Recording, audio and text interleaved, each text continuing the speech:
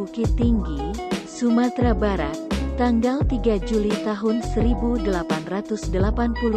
dan meninggal dunia di Bandung, tanggal 17 Juni tahun 1959. Ayahnya berasal dari Minangkabau, Sumatera Barat, dikenal sebagai tokoh berpengaruh di masyarakat. Ibunya berasal dari Jawa yang memiliki keahlian pencaksilat. Abdul Muwais beragama Islam dan giat dalam organisasi politik beraliran Islam. Ia terkenal dengan novelnya Salah Asuhan, 1920-an. Abdul Muwais menjalani pendidikan di Europis Lagere School, ELS, lulus dari Kleinem Tenar Seksamen, Amtenar Kecil, dan 3 tahun di Stovia, Sekolah Dokter, Jakarta. Dia keluar dari Stovia sebelum tamat karena sakit. Dia magang di Departemen Van Onderwijs en Erediens, suatu departemen yang dipimpin oleh Abendanon. Karena sangat pandai berbahasa Belanda, ia diangkat menjadi klek di departemen itu pada tahun 1903. Tetapi karena ia tidak disukai oleh pegawai-pegawai Belanda di departemen itu, pada tahun 1905 ia keluar. Ketidaksukaan pegawai Belanda terhadapnya disebabkan oleh sifat patriotik yang diperlihatkannya di depan para pegawai Belanda itu. Selanjutnya, Abdul Muwais diterima untuk bekerja sebagai korektor di kantor harian De Preanger Bode di Bandung. Abdul Muwais diangkat sebagai hoofkorektor karena menguasai bahasa Belanda. Abdul Muwais tercatat sebagai anggota serikat pimpinan Haji Umar Said Cokro Aminoto. Dia dipercaya untuk menjadi pemimpin redaksi Surat Kabar Kaum Muda, terbitan Serikat Islam di Bandung. Di dalam surat kabar itu ia banyak menulis dengan nama Sandi AM, melalui Serikat Islam itu.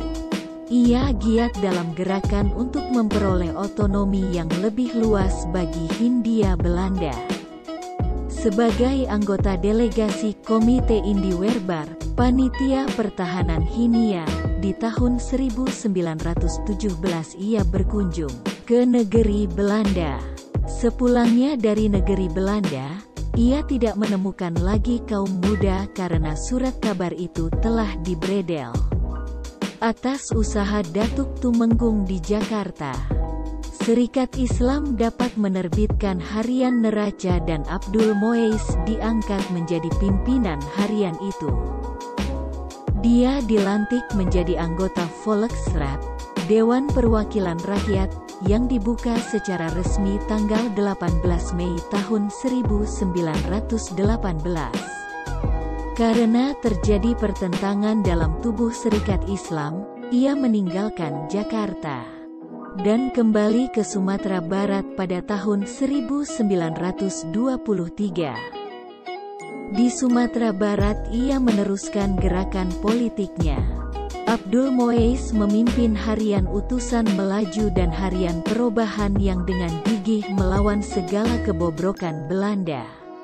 Akan tetapi, setelah peristiwa tahun 1926/1927, yaitu perlawanannya terhadap politik pajak tanah dan perpanjangan waktu Erfah, dan ditambah lagi dengan aksinya dalam gerakan adat yang sangat menggemparkan, Abdul Muwais tidak bebas lagi dalam berpolitik. Dia dibuang ke Pulau Jawa. Dia tidak menonjolkan diri lagi dalam Serikat Islam. Sejak itu ia menulis novel dan menyadur sastra asing sampai dengan akhir hayatnya. Dalam kedudukannya sebagai wartawan, Abdul Muwais juga banyak menulis berita dalam berbagai media massa dan juga berbagai artikel mengenai politik. Novel Abdul Muwais Salah Asuhan mendapat perhatian dari berbagai kalangan, termasuk para kritikus terkemuka pada waktu itu. Hal itu disebabkan Abdul Moais dalam novelnya itu tidak lagi memasalahkan adat kolot yang sering sudah tidak sejalan lagi dengan kemajuan zaman, melainkan hendak mempertanyakan kawin campur antar bangsa. Abdul Moais juga menulis novel sejarah, yaitu Surapati dan Robert Anak Surapati. Cerita pendeknya yang terkenal berjudul Suara Kakaknya. Selain itu, cerpennya yang berjudul Di Tepi Laut dimuat dalam Budaya No. 12, tahun kedua, 1948-14-15. Puisinya, antara lain, adalah 1. Umat Hanjut di Dunia Gulita, dalam Budaya No. 12, tahun kedua, 1948-5.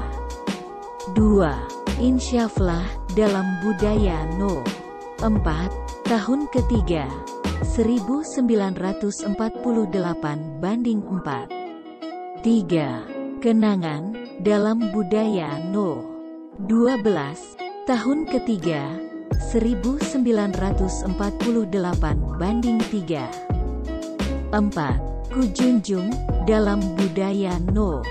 12, tahun kedua, 1948-5. 5. Melati, dalam Budaya No. 12, tahun kedua, 1948-15. Dan 6. Rindu Dendam, dalam Budaya No. 1, tahun ketiga, 1948-3.